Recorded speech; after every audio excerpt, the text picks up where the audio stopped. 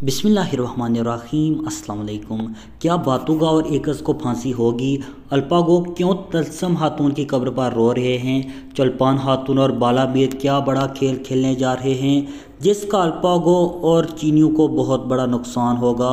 तमाम तार मालूमात जानने के लिए वीडियो को अंत तक ज़रूर देखिएगा। और अगर आप हमारे चैनल पर नए हैं, मेरी आपसे गुजारिश है हमारे यूट्यूब चैनल को ज़रूर सब्सक्राइब करें। मौजूद नाज़रीन, जैसे कि एपिसोड नंबर 12 बहुत ही शानदार ही अगर बात करें चोल्पान हातून और बालामीर की, तो आने वाले एपिसोड में हम देखेंगे चोल्पान हातून और बालामीर मिलकर चीनियों की गद्दारी सामने लाएंगे।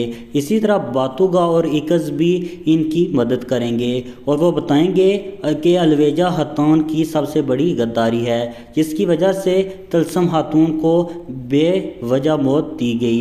इसी तरह ट्रेलर में हमने देखा अल्पागो खान तलस्सम हातून की कब्र पर रो रहे हैं। इसी तरह आने वाले एपिसोड में हम देखेंगे अल्पागो बातुगा और एकस को भी माफ़ कर देंगे। आने वाली एपिसोड बहुत ही शानदार होगी। दास्तान की तमाम तार अपडेट के लिए हमारे यूट्यूब चैनल को जरूर सब्सक्राइब